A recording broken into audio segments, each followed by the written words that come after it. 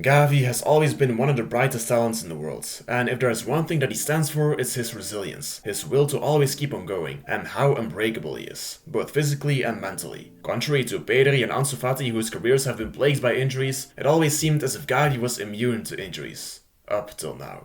The curse of injuries at Barcelona has also reached Gavi, who has suffered an ACL injury that is likely to keep him out for the rest of the season.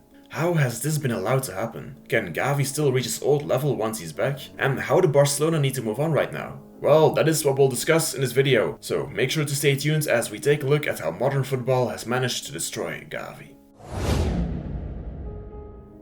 Why did Gavi tear his ACL? Well, as most of you know, it is simply because of the amount of games that he's played in. Not only this season, every year back since he's broken through. In club football alone, there are more games than ever before. There's the games in the 3 main competitions, and on top of that there's the games in the Super Cup and friendly games that players have to travel all over the world for. Club football is stacked with games and it doesn't really allow the players to properly recover. Barcelona have always tried to manage their players as well as possible, and Xavi has always made sure to give Gavi enough rests. But there is also international football. Every month during the season there is an international break that gets all of the best players in the world to be summoned by their country. In those international breaks, they will usually travel all over Europe, or even to the other side of the globe. With the busy schedule that club football already has, it will be perfect for the players to be able to properly recover during these periods. Because of the international breaks though, they have to keep on playing, literally exceeding the limits of the human body. The Spanish national team has always heavily relied upon Barcelona's players. And in these last years, players like Ansu Fati, Pedri and Gavi have always been the first to be summoned by Luis Enrique back a few years ago, and now Luis de la Fuente. It's understandable that they're a crucial part of their system, but especially for these young players, it is important to get enough rest, since their bodies are still developing. We saw Ansu Fati and Pedri decay under this accumulation of games. And even for the everlasting Gavi, the reality of modern football has now struck. During Spain's recent international breaks, Luis de la Fuente has let Gavi play every single game, even when he rotated the other players. Gavi has been his main reference in midfield, but putting that high of a workload onto Gavi wasn't sustainable at all, even for someone as unbreakable as Gavi. Now it's too late, we can't go back in time anymore, the mistake has been made, Gavi has torn his ACL. Once again, Spain has failed Barcelona in protecting their youngsters from the danger of modern football. And I hope that they will learn from this experience and not commit the same mistakes again. Gavi. If there's one player we all thought would never get injuries, it was him. If there's one player we all unconditionally put into our ideal Barca lineup, it was him. If there's one player who was always going to reach his potential, it was Gavi. That leads us to an important question.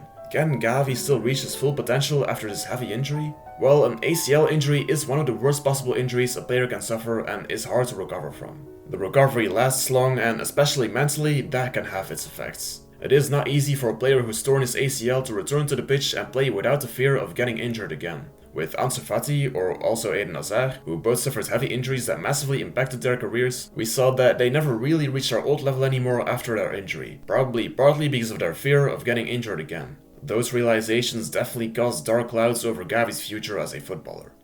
There is also a bright side to it though. Gavi is Gavi. If there is one player who will be determined to go out there and always play without fear, it is him. If his body allows it, he will become his best self again. Mentality wise, he will probably get the better of this injury. But will his body allow it? Well, there have been numerous football legends who had a glorious career after having torn their ACL at a young age. Ruud van Nistelrooy, Radamel Falcao, Alessandro Del Piero, even Xavi. They all suffer the exact same injury as Gavi right now.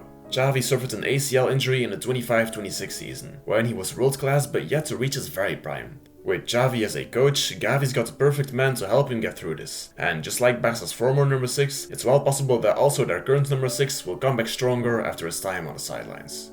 But how do Barcelona need to move on without Gavi for the rest of the season? Last season, Barcelona played with a midfield 3 of Busquets, Pedri and Frenkie de Jong, while Gavi played as an inverted left winger higher up the pitch. Back then, Barca could have missed Gavi, but this season he's become way more important for the team. Xavi has started deploying him in a deeper role, where he has been thriving game in, game out. With the return of Frenkie de Jong, it seemed as if Barcelona's midfield could finally be at its best again, which is now not gonna happen anymore for the rest of the season. So what will Barcelona's midfield look like right now? Well, Gavi could play with Oriol Romeu as a single pivot and Pedri and Frenkie de Jong as interiors in the same setup as 1 year ago, but Oriol Romeu is simply not as good as Sergio Busquets, and he has a hard time playing at the very highest intensity of football. Apart from him though, Barcelona don't have a pure single pivot. Gundogan is an option, but he's not a real natural defensive midfielder. So should Gavi play with a double pivot?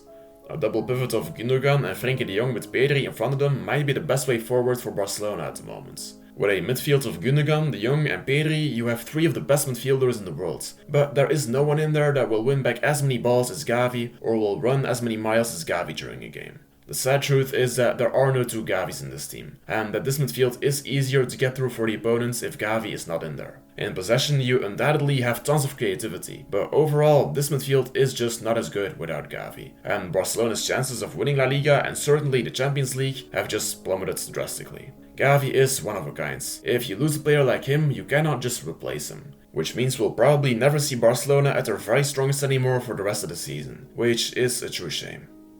That was it for today's video. Make sure to leave a like and subscribe if you enjoyed it, and feel free to share your own opinion in the comments down below. Força Barça, Força Gavi, and have a good day.